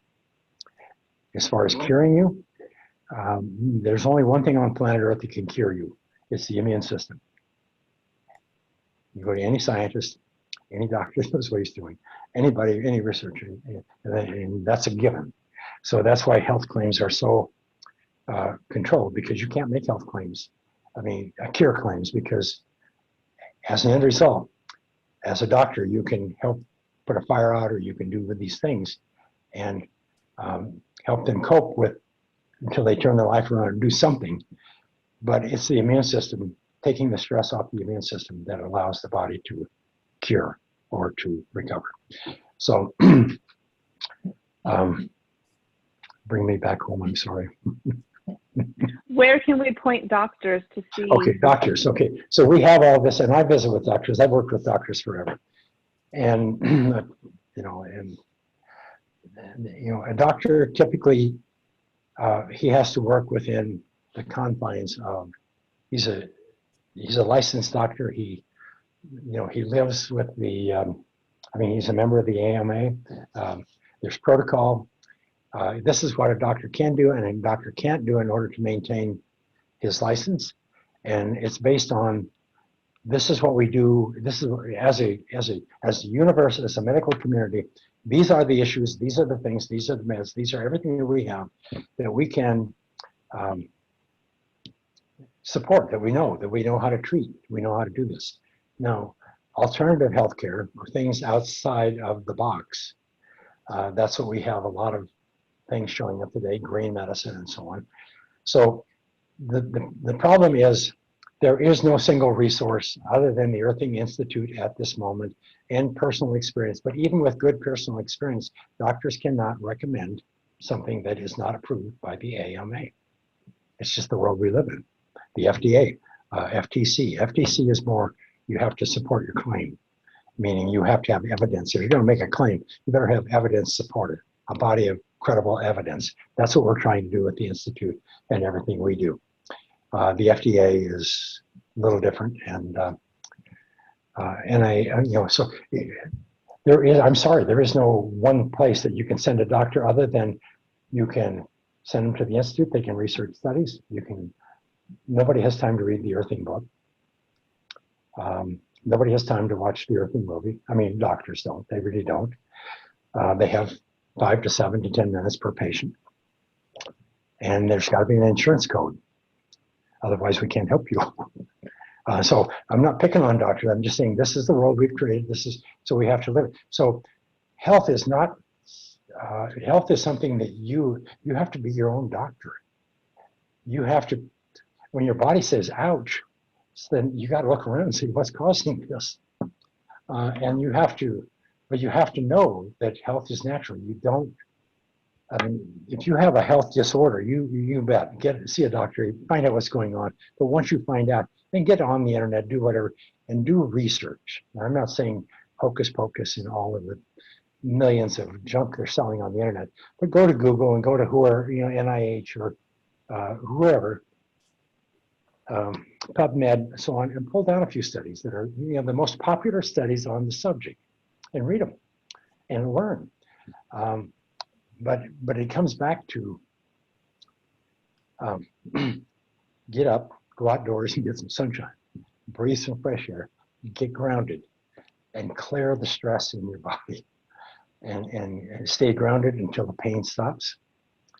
And then start looking around and making whatever other changes you need. This isn't something a doctor can help you with. He can help you with bones, acute injury, manage depression. They've got 100 drugs that they can give you that can really help you with almost anything.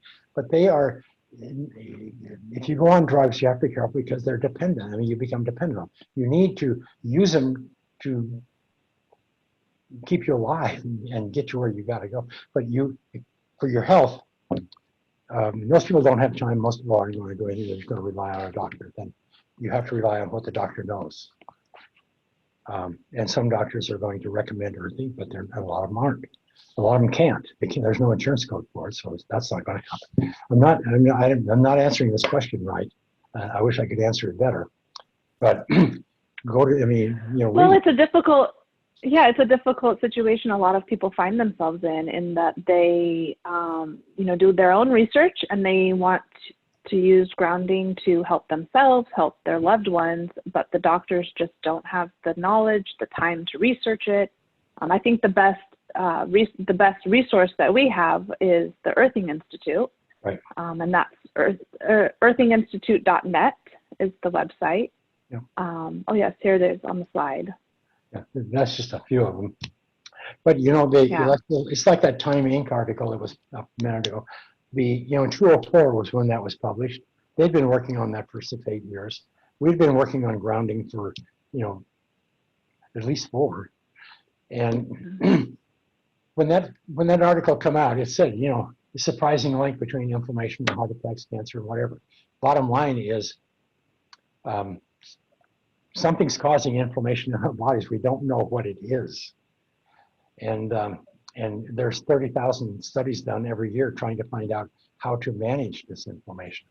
But anyhow, it's like over here, Meg's said, whoever figures this out, they hold the holy grail to, the difference between sickness and health, preventing inflammation. Well, that's what, it's not grounding because we're grounding, it's earth, nature, and grounding is a part of that. It's part of that environment that we have disconnected from it's like the electrical world. We wouldn't dare build a house today without a ground. We wouldn't build electrical environments and systems without a ground. We have to reduce and prevent static electricity. We have to prevent any kind of electrical events, lightning and all that kind of stuff. So it's the same thing. Like I said about anything that's in our environment that we do, like if we ground houses now, well, we got that from the body. The body was always grounded. We were always grounded. I mean, this is all in us. This is all part of us. But yeah, I wish I could say more, but you just have to take charge of your own health. You have to go back to this concept I talk about. You have to talk about health assurance. You can pay $500 a month or $2,000 a month for health insurance. There truly is no such thing as health insurance. There's nothing that can assure that you're going to have health. The only thing that you can only have health by living in harmony with the laws of nature, because that's who we are. And if you violate those natural laws, then there's going to be problems, and they manifest in health disorder. But yeah, health assurance. You have to take charge of your health. You have to take charge of your children's health. You have to take charge of your mother's health. You have to take charge of health. You have to do it. A doctor can't do it. He's only got 7 minutes for you at a time and a computer. He'll tell you, based on your description, based on what you're telling me, these are the right drugs for you. That is what we've created in our healthcare system. So you're right. You need to be your own advocate. And I'm not knocking doctors or anybody. I live with them. I know them all. Put a couple of them through school. I know the whole drill. They're just making a living just like everybody else, doing the best they can on how they've been trained. Yeah. Yep. I think we have time for about one more question here. Okay. I'm going to go. We haven't talked much tonight about our products, but we are getting a few questions here about how long can people expect their products to last? I'm glad you asked that. I was just got some light out of the garage so I could do this thing, and I picked up this piece of the new material. This one is shiny, so it's not. But anyhow, what I did when we first developed this many years ago, it's been 6, 7, 8 years ago, and we put it on the chairs, we put it on the uni mats and things like that. Well, this particular piece, we had an adhesive on it. So I put it on the, I think I had the Jeep, and I had the, whatever it was, I don't remember, the GMC or whatever. But anyhow, so I just put this on my seat where I sit, and it had an adhesive, and then I just take electrode attachment, and this is the experiment because that's what I do. And so I wanted to ground myself when I was driving. But what I got out of it was over 6, 7 years, this piece, after sitting on it for well over 100,000 miles, I can guarantee you that is just as conductive today as it was the day that I put it down. The conductive zero gravity chairs that we have, we're running low on those, about out of them. Those have been out for 5, 6 years. Those things will last 20 years. The Unimats, as long as they don't put too much oxidative bleaches and things on them, they will last pretty much forever. The new bed pad that we have, the reason it took us 20 years to eventually get to there where we had that product.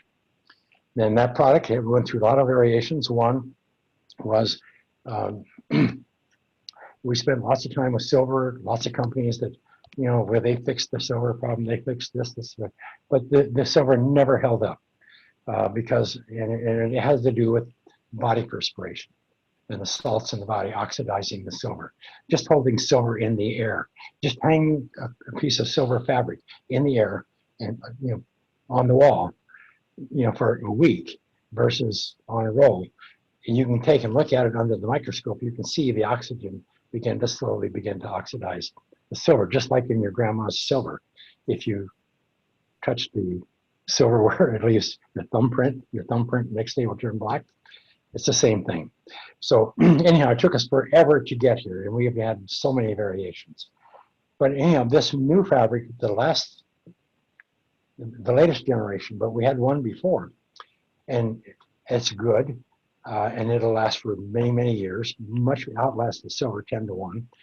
But anyhow, it was too thick, and it wasn't comfortable. It was too cool. But it's very effective. But so anyhow, with our new one, now we have it thinner, so it adapts to body temperature much, much quicker. It maintains a constant cooler sleep environment. But I think you can probably put this in your will and pass it down to your children. I know you can't your mind, but no, what we've tried to do with the products. First of all, products were accidental. We never, when we first started doing our research, our objective was not to create sleep products. It was to, hey, there's a problem here. Let's fix it out. I was retired, and I wanted something to do. But then as we started doing our research, and we started making these little products to do our research, the pads and whatever, then the researchers wanted them, the subjects wanted them, the relatives of the subjects wanted them, and so organically a business began to evolve. It started out with the electrode patches and the wire. This is what we did our first studies with, and we still do it today. I mean, this is a product that a lot of people use, especially for acute injury, arthritis, anything type of a flaring for elderly people. These are just lifesavers, actually for anybody. So, but that product it came because you have to put an electrode on somebody and do a measurement, and you ground them. So that's where that product came. Then we did the Unimats. Those were some of the first bed pads. And so anyhow, these things, so it's been a migration of the need for products, and they are all byproducts of our studies. We didn't do a study on shoes. That's why we never had grounded shoes, but we know we needed them. But anyhow, so then as we began to understand the need for the business, then we looked at, say, what is the one product that we can do, that we can build that would be the most beneficial for everyone?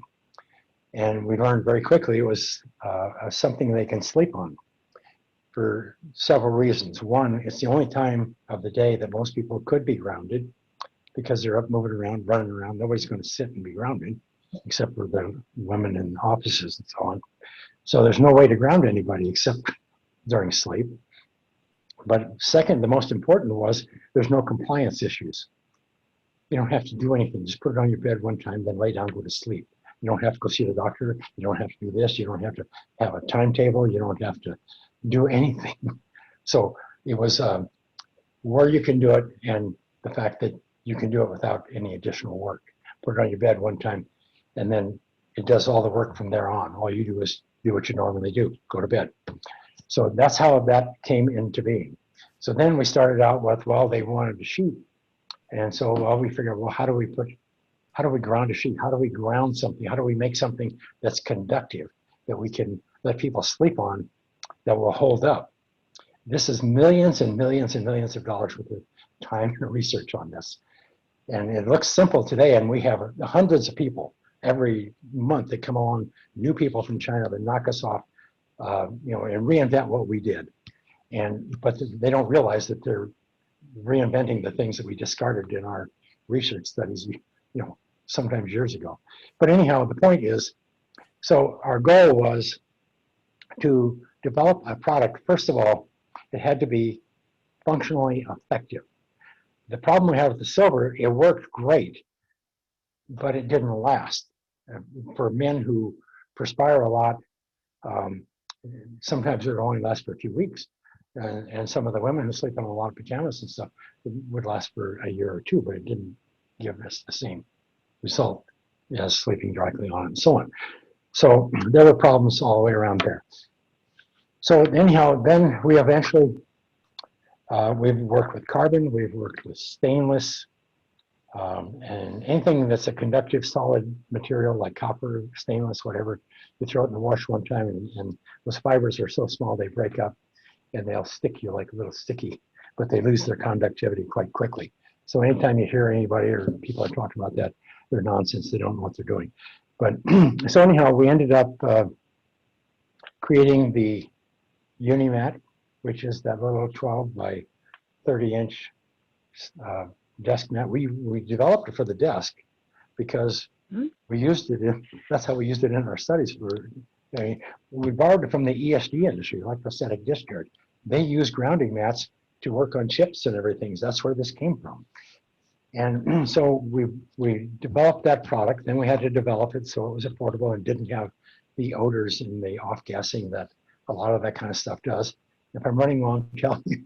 But anyhow, as time went on, we found that we would sell the sheets. People would buy the sheets and then they'd buy the Unimat. And then afterwards, the sheets would go bad. Nobody knew they were bad. We didn't even know they were bad. But people would say, well, we don't know about the sheets, but the Unimax works forever. I mean, they always relied. So the Unimat became the #1 sleep mat in the world. I mean, we sold, I don't know how many, but I know it's over 1 million of them. And Absolutely. yeah, so it became what we call the poor man's bed pad, or poor, because the sheets were expensive and these were inexpensive. But yet, on the other hand, everybody bought these, and not only that, everybody loved it because the moms could buy it and give one to their mom, give one to their sister, give one to their girlfriend, and pass them around because then they knew it worked and it was inexpensive. And so we started following that path, and then as time went on, we were able to create a substrate, putting this carbonized material on it and making it in larger ground planes, and then we could made it the size of a single sleep mat. People said, yeah, they like that, it works great. People didn't send it back to us. Wonderful, that's a good sign. Then we made a little bigger ones, but the problem was it was just a little too thick, and it's a good product, but it's it's our next phase. So then we decided that, okay, for another issue we were working with, we had to have the material much, much thinner. And we had to have it be conductive all the way across, whether it's 6 feet or 60 feet. And so then we designed a substrate, and we manufactured the piece with this carbon conductive on top of it. And all of a sudden we realized we have a bulletproof piece of hardware that you can sit on it, sleep on it, walk on it. You can do anything you want with it. You can make chairs with it. You can do anything with it, dog beds, whatever. And it's 100% conductive. It will not lose its conductivity in our lifetime or your lifetime. It may get destroyed by wear or by, whatever. But these products are bulletproof. Now, then what we had to do is we had to make them economically affordable. And that's what we are, one of our problems, or challenge, not problem, challenge. We have to get the volume up significant so that we could get the price down, and that's kind of where we are now. We've maxed out capacity in some of the factories that we're working with, and now so we can get the volumes up. They can keep working. They don't have to start and stop machines every few weeks or whatever. So we're trying to orchestrate all of that. So now we have a functionally effective and affordable product. So we are very proud of our. You look at it and you think, I'm not gonna sleep on that. Well, it's not about sleep. It's about your pain and your immune system and your health. So that's what this is about. It's gonna be comfortable and all of that, clean.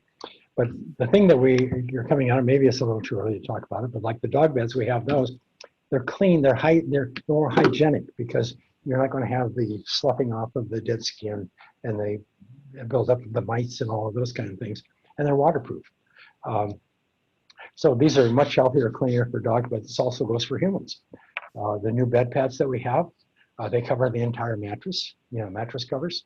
So you can go wipe them down with a damp cloth, and you don't have to throw them in the wash. You're not going to have dust mites and skin building up in your mattress and all of those kind of things. So there's hygienic things that are byproducts of all this. That's not why we built them the way we built them. But but anyhow, so what we're going to end up with, and we are working on the mattresses and somewhere down the road. I don't know exactly when, but we're going to have some mattresses probably within the next month or two. But those are more for hospital type beds or home care beds or children's beds, like autistic children, things like that. But that's more of a medical or a medi type mattress. But the generic mattresses like, the purples and the Nectars and the Tempur-Pedics and all those type mattresses, those mattresses will be ready sometime in the next 6 months. But again, the whole concept there is every so many years, people buy mattresses. And so so the concept is what can we do to help people get grounded the easiest in the shortest period of time? Selling them a bed pad is great for 911, you got inflammation, you can't sleep, you got whatever. This is going to help you, and it's going to help you now. But if in the future you're buying a mattress, you may want to buy one that's completely grounded with these covers on them, because you're going to buy it anyway, and the cost of a regular mattress versus the grounded mattress probably won't be $10 worth of difference. Maybe 20, I don't know. But the markups maybe 100. But anyhow, so you're going to buy it anyway, so you're going to buy a healthy mattress versus a grounded mattress. And then a grounded mattress will last you 20 years without question. So what we're trying to do is to add value to the new mattress. Help the mattress industry by adding value to their existing product and turn the mattress industry, instead of a comfort industry, it's a health industry. It's restore our health and help restore our health. To give you an idea on the mattress industry. Only people older like myself would know this, but in the old days, when I slept on a mattress that was made out of kind of a material similar to blue jeans, and it had buttons on the end. The mattress did, but anyhow, so when we would harvest corn, you would get corn husks. And so you would save the corn husks, because throughout the winter, you would stuff your mattress with this. So if one of your brothers peed on the bed, then you would go dump the corn husk out, clean the mattress, and restuff it with. So you would either use wool, cotton, or natural materials that were in your environment.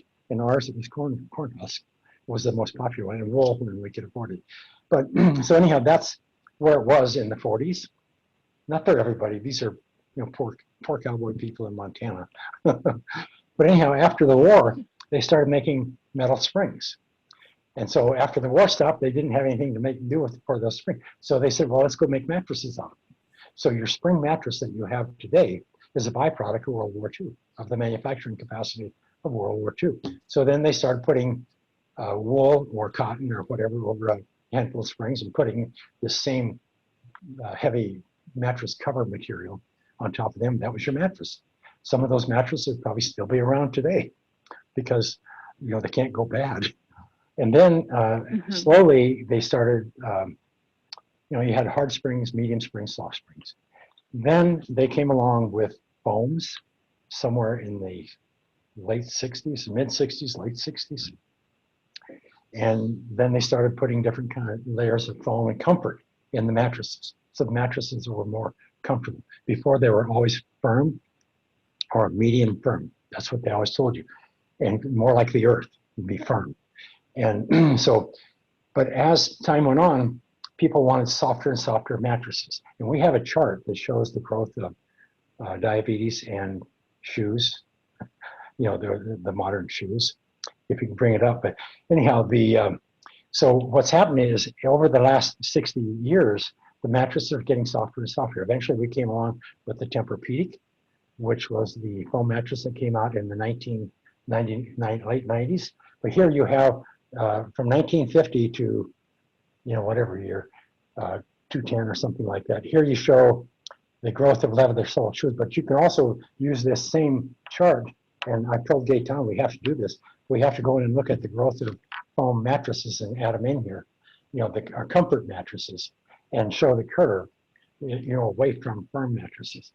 And because, so we have this, so what you have over the last 60 years is the rise in chronic pain, inflammation, and inflammation-related health disorders. So everybody's in more pain today than they were 60 years ago.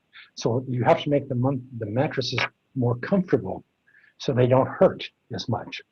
And maybe it'll help their sleep. So anyhow, that's what the mattress is all about. So basically, the existing mattress industry is about comfort. They make no health claim. They can make no health claim. There's no claim that anybody can make about a mattress that's going to improve your health. Period. It's just not there. Okay, so what we can do with earthing, or this, what we've done here with our materials, is now we can take this to the mattress industry, and all of the things that we're finding, and we're going to continue doing studies, but all the things we're finding now, we can add that to the mattress. So the thing that's neat about it, now you don't have to go buy a bed pad. Next time you buy a mattress, automatically get one. But that's the concept we're playing with here. And again, it's like shoes, flip-flops. It's not our desire to be in the manufacturing business, but it's to add value to the flip-flop and make it a health shoe rather than, a fashion shoe or whatever. But so anyhow, I'm going to wind down on that. Okay. Well, that is something I know that you've always been working hard to just make earthing more and grounding more of a lifestyle, that it's in everything that we do. It's how we sleep, it's how we walk, it's in everything that we do. And I just, right before we go here, right before I pass it back over to Kylie, I do want to share a comment that we received from a viewer who said after listening to you tonight, she thinks she may have adrenal fatigue, and she was not aware of that. Nobody's ever mentioned that to her before, and she's definitely going to go research that and see what else she can do in addition to grounding to help. So, yep. There's just a lot of, I think a lot of people that really can relate to a lot of things you talked about tonight. So thank you so much for answering all of my questions and all of our viewers' questions. And Kylie, I'll pass it off to you. Yeah. Like Jennifer said, thank you so much, Clint, for all of your answers. And thank you, Jennifer, for doing all the questions tonight. And so my pleasure. So as promised, I know everyone's very eager for the coupon code tonight. There should be a slide you should see on your screen. The coupon code itself is 25 off. And it is it takes off $25 off any order of $100 or more spent at earthing.com. And that will expire at the end of the day this Friday, the 25th.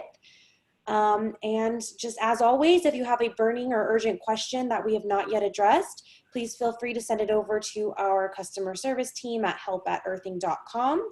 You can also chat with them at earthing.com.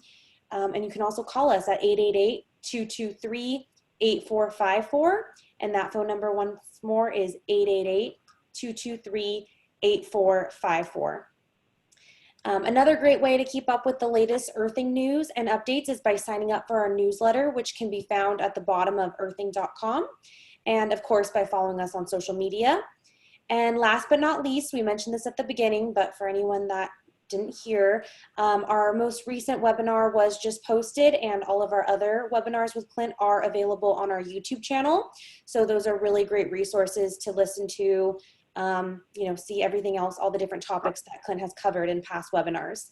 So thank you all again for joining us so much. Thank you again for joining us tonight, and have a great evening. Thank you.